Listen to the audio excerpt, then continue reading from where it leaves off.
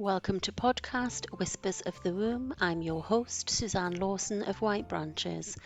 I'm a wellness coach and yoga teacher with a passion for women's holistic health and wellness. I'm joined today with my friend Heather, and here comes a snippet of what we're going to talk about on this episode. Can totally relate to that as someone who's also had major surgery that involved my abdominal area. I found it really painful for a Yeah, long time to move, yeah. to do anything. So when somebody tells me that you needed to exercise, I was like, I can barely get through the day without suffering a lot of pain. Suzanne and I met on one of our courses where we're doing some self-development, and we're in the same space. So we started talking. We found out a lot of things in common. So I'm really, really excited to have her on this evening to tell us a bit about what she does and how she helps women like us who are going through menopause and who've had issues that are to do with hormonal things. So hi, Suzanne. Hello, welcome. How are you? I'm good, thank you. Thanks for having me. Oh, you're most welcome, Suzanne. So before I'm just going to go on and say, could you tell us a little bit about yourself? And in short, what is it that you do? Yep. So my name is Suzanne Lawson. I run a company called White Branches. In that company, I provide one-to-one yoga, and I do reflexology, Reiki, and crystal treatments. And part of my journey recently, I had quite a traumatic surgery, had a oophorectomy, which is removal of the ovaries and the fallopian tubes, which unfortunately for me led to sepsis and then another bacterial infection, necrotizing fasciitis. And I went into radical menopause, where it's like obviously it's come on really, really quickly. And I am in the middle of developing a program called Wellness to Womb, which is designed to help women of all ages on a one-to-one basis, a coaching program that will run for 6 months, and we'll just work together, and I will share with you all of the holistic knowledge that I have during that 6 months together. So that's me in a bit of a nutshell. Well, that sounds very inspiring. I mean, Thank to have to go through all that and then want to give back to other women. Yeah, that's the goal. I just obviously, as a yoga teacher myself, when I was going through this, I found it really, really difficult. I had to learn to walk again. Everything, obviously, around the core area, which was where the infection lay, was extremely painful. So I had to actually learn everything again from scratch, how to learn to do yoga, really right back to basics from being a beginner. And it kind of gave me that idea of, how do other people cope with this? It's all well and good, say, go and see a physio, go and do this, go and do that. But I think you need that one person. I needed that, just that one person to be able to say, can you help me? So that's where this is kind of derived from, really. I can totally relate to that as someone who's also had major surgery that involved my abdominal area. I found it really painful for a Yeah, long time to move, yeah, to do anything. So when somebody tells me that you needed to exercise, I was like, I can barely get through the day without suffering a lot of pain. yeah, I want me yeah, to stretch my body and uh-huh. and go and do. Yeah, So for years, I didn't do anything because I was just in my mind. I think I was so scared of triggering that pain again, yeah, or just feeling that I'm going to be in pain, or if I start exercising. So knowing that I can come to someone who's been through it, who understands that I can't, by me not going not trying some of the moves, really yeah. doesn't, it's because it's painful. And that's what it was for me. It was Mhm. knowing what should I be doing, or what can I try. And even as a yoga teacher, I didn't really know the answer to that. Mhm. Everything was a bit fearful. I just always constantly felt a bit intimidated even by some of the moves, and obviously my ego kicked in, and I used to cry a lot because I'd be like, oh God. But like what you were just saying there, when someone's saying, oh, just get up and exercise, like for me, I had to cultivate this whole new lifestyle where exercise for me and a win for me was just standing at the sink washing the dishes. And then that would be my exercise for the day. So it's kind of, that's a lot of what I teach and a lot of what I encourage as well, is to do something in the home, but create it into an exercise regime, because that's how you get your exercise. Yeah.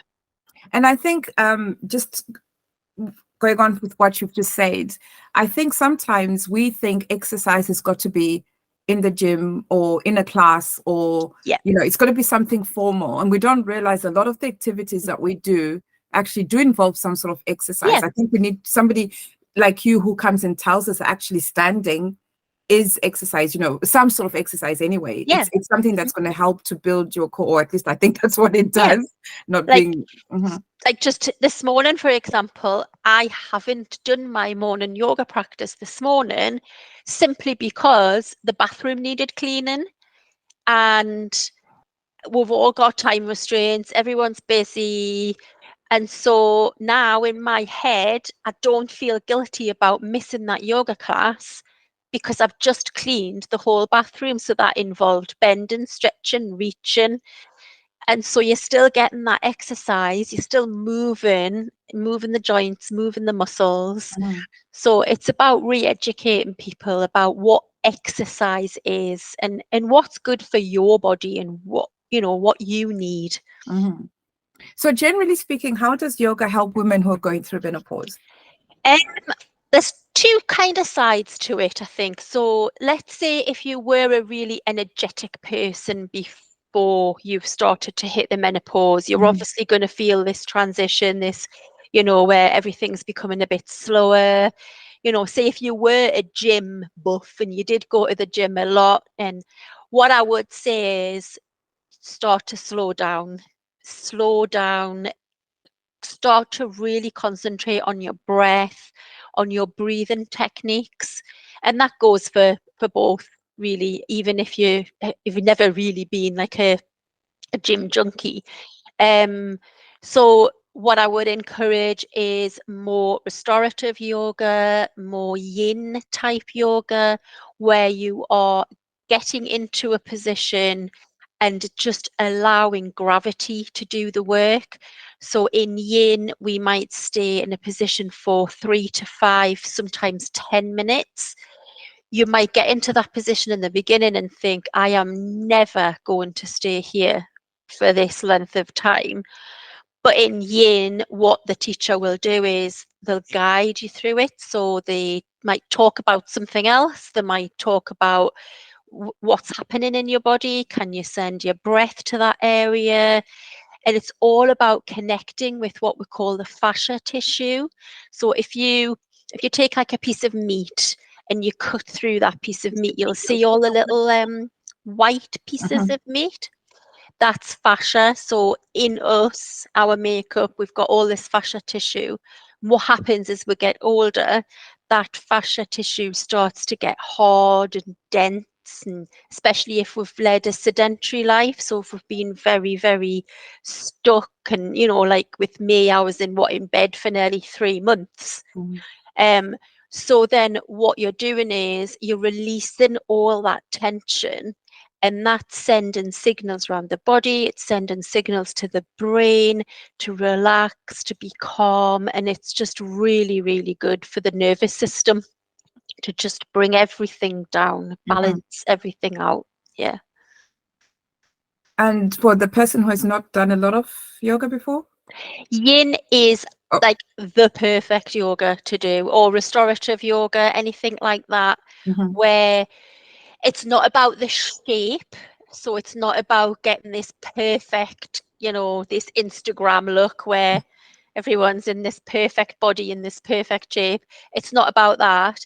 It's about how do you feel when you're in that position. And that's what you're nurturing. That's what the teacher will guide you through and explain what you either should be feeling, or if you're not feeling that, ask yourself the question, what am I feeling? So am I Mm. feeling it in my hips, my back? And it's all about relaxing and letting go. We tend to think about relaxing as watching the telly or being on Facebook or watching YouTube, when actually, if you do a yin class or a restorative class, it's about really connecting with your breath and just letting. I sometimes used to say to people in a class, say we're just all relaxing, and I would say, can you let your cheeks relax? Can you let your forehead relax? Can you let the tongue and your mouth relax? And when you tell people that, they think, actually, I didn't even realize I was Mm. clenching that, or I was my tongue was rigid, or my forehead was rigid. And until you start saying all these things, like just like let your little finger just going through all these things, once you start doing that and you slowly introduce that into your life, it can be amazing for your body and your brain. I can definitely vouch for that, because I know during lockdown, that's when I started doing yoga, because I just felt like I've been sitting all day. Yep. Whereas, when we moved from the office to home, when I was in the office, I'd go up and down, go to the computer room. I moved around a lot more when I was at work as Yeah. compared when we came into lockdown. So I realized I was so stiff from just sitting. So that's when I took up yoga. And what you were just saying there about being told to relax, I didn't even realize that I would be so tensed Tense. up. Yeah. Your And then, shoulders up yeah, here. Yeah. you Yeah. just needed to be told, relax your cheeks, and you think my cheeks are relaxed, and then you relax them, you And think, then you oh go, no. oh. Yeah, definitely, that was something that I learned, that I didn't realize just how much I went through the whole day quite stiff in my posture with a lot of the stuff that I was doing. Especially like, we're driving, we might be we might not even you can do Mm. yoga in the car. You might not even realize you're in the Mhm. car, and you're like this with your shoulders, you're gripping the steering wheel, and then you're like getting angry at other motorists. If you just sit up straight, shoulders down, relax the hands on this, you don't need to be Mhm. gripping it. Mhm. And it's amazing how different your journey will be, how much calmer it is, and how we quicker it goes. We needed you, Suzanne, when lockdown reopened. Well, when they stopped lockdown, we were all trying to get to work, and we'd been relaxed from not doing anything. So can you tell me a little bit more about how breathing helps in general and how that ties in with yoga? Yes. So actually, what I will always tell someone when they say to me, "Oh, I haven't done yoga, I'm not bendy enough," my response always is, "Can you breathe?" And they look at me as if I'm stupid. Mhm. But actually, yoga is actually all about breathing. So the fundamental Mhm. point of yoga is to come into a state of relaxation where you can breathe and meditate. That's the whole point of yoga. So when we move with breath, we're then doing what's called functional yoga. One of my yoga teachers used to always say to me, if you aren't breathing when you are doing yoga, all you are doing is making shapes. It's a very Because we good do tend point. to hold our breath, don't we, when we're doing certain things? Yeah.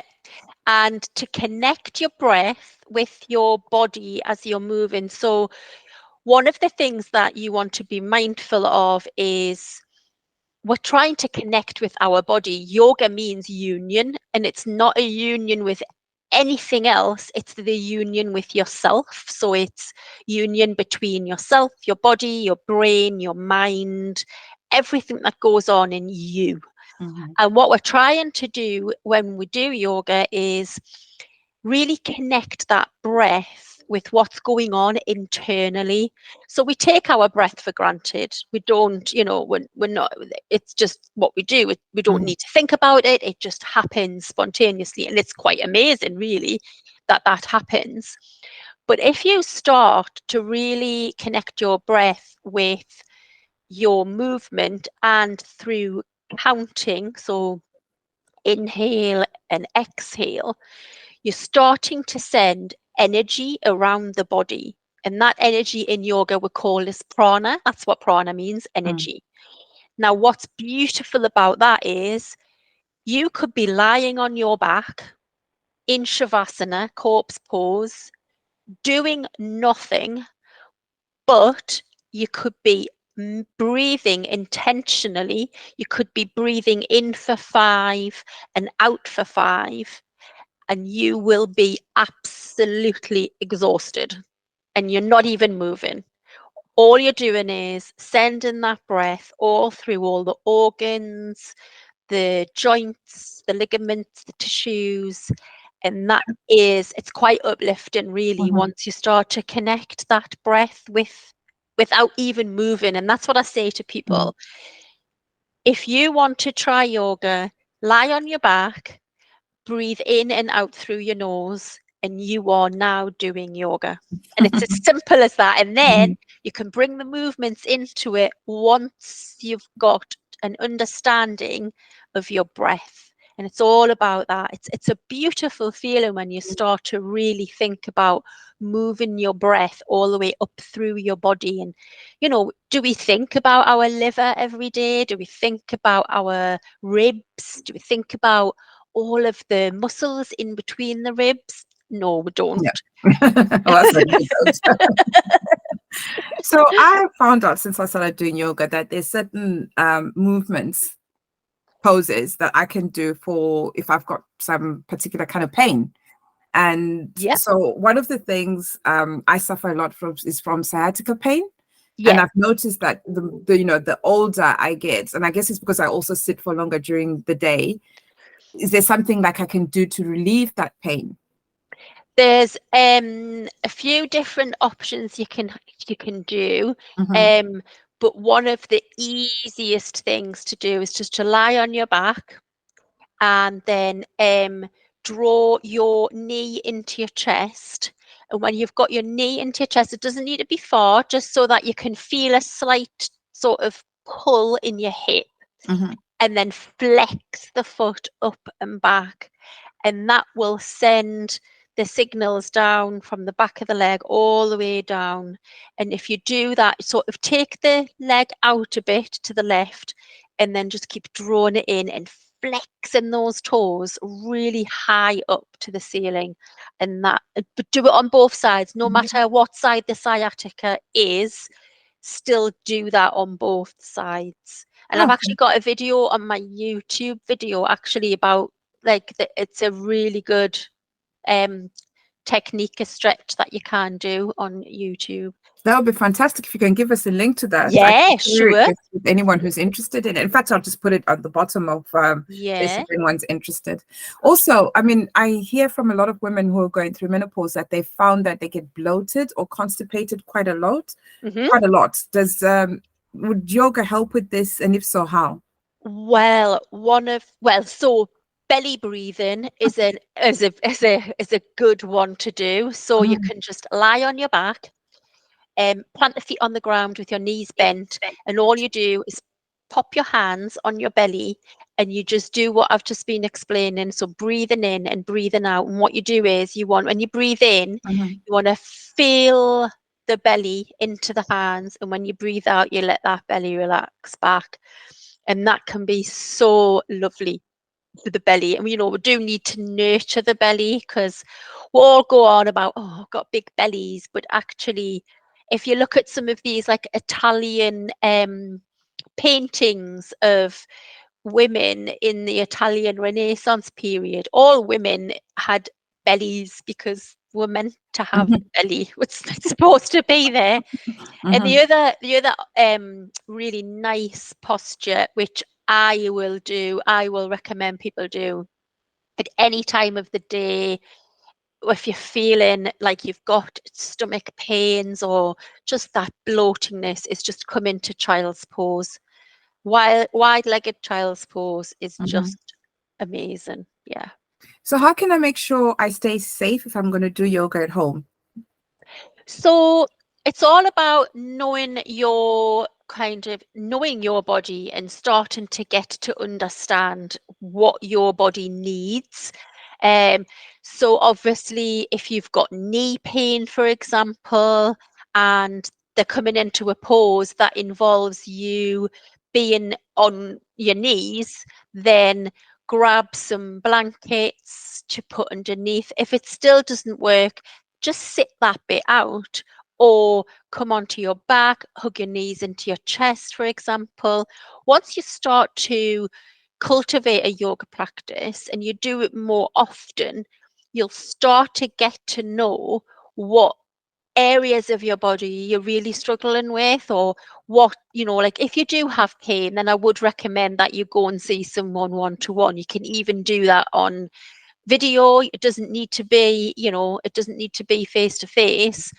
I had a lady recently who came to see me, and she has been doing yoga for 20 years. One of the things I said was, like, what would you like to do? And she's always wanted to do a squat, but she couldn't do it. And that's okay if you can't do something. But if you really want to do it, then how do we get around that? And she was saying, oh, it's my knees, da da da. Anyway, we put some adjustments in place. I showed her what to do, and she went straight into a squat. So it's about not necessarily giving up on something that you've always wanted to do, but finding the right way to do it.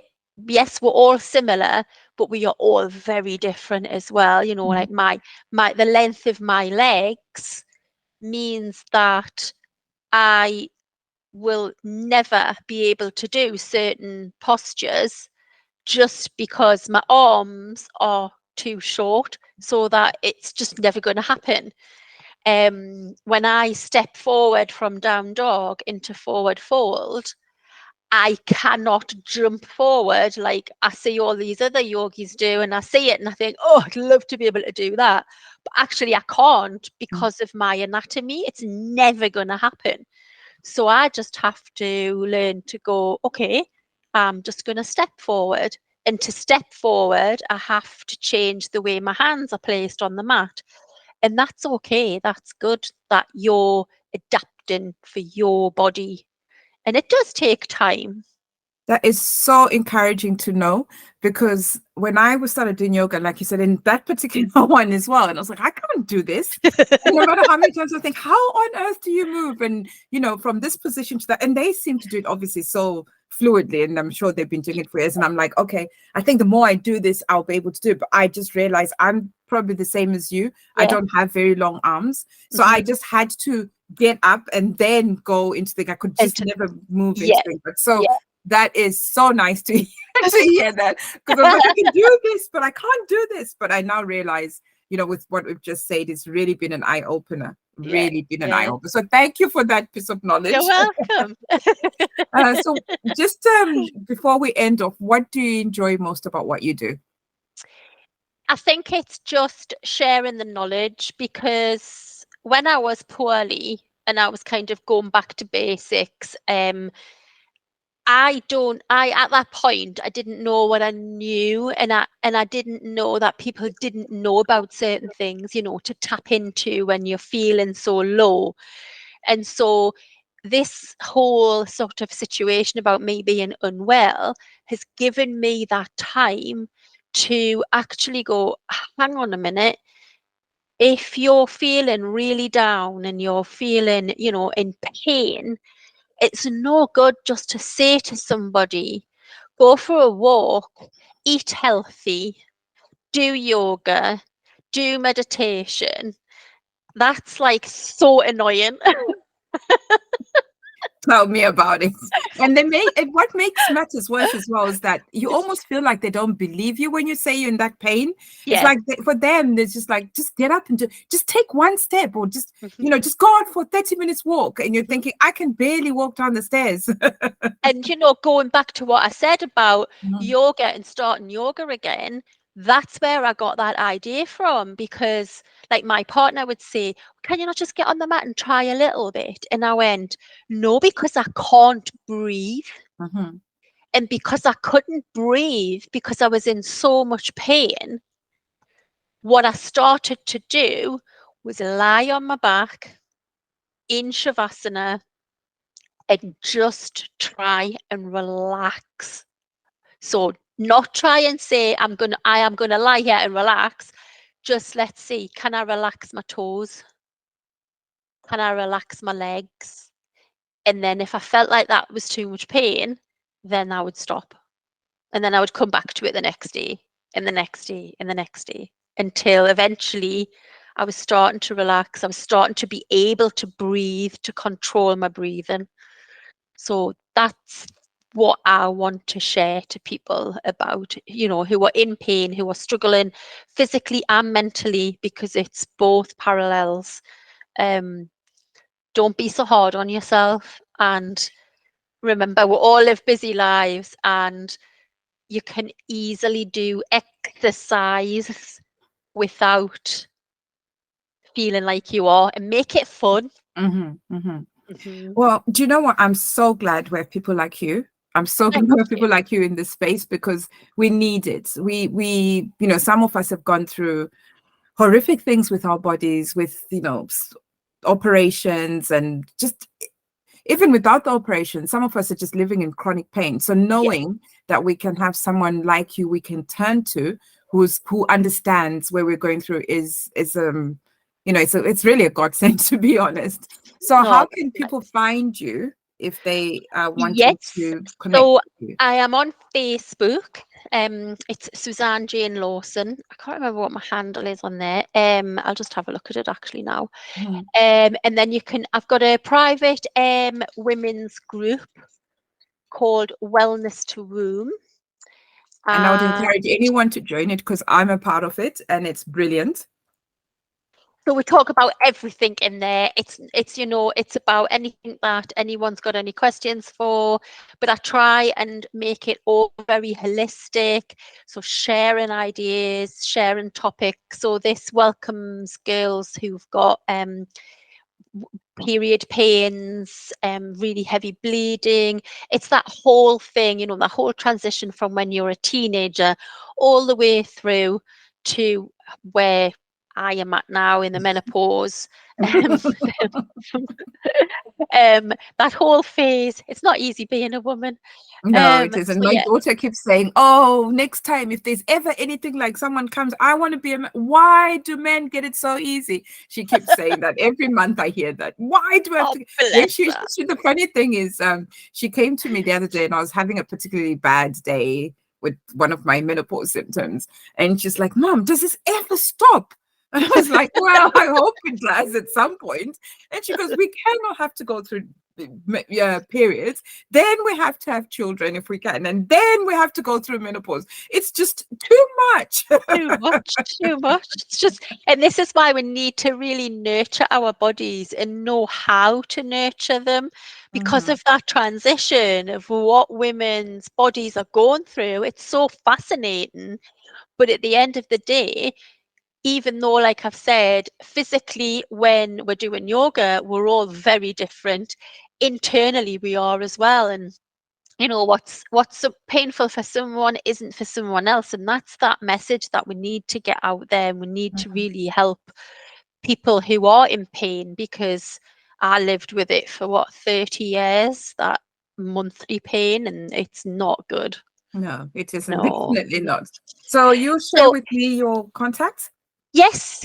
So I'm on Facebook. My handle is Suzegl, Suzegl. And then I've got that private group, and I've got a website, whitebranches.co.uk, but you can put all the details in the below the video. And I'll be doing some kind of little short online courses soon as well, for anyone that wants to just tap into something little holistically every now and again. There'll just be a little bit of money for that. So yeah. That sounds absolutely fantastic. So thank you so much for joining me today. We've learned so much from you today. I certainly have, and I'm not going to give myself pressure when I can't do certain things. Some of those poses, I'm just going to accept that sometimes my body can't do it, and sometimes I'm going to get there. Yeah, and if it feels good, then you're doing it right.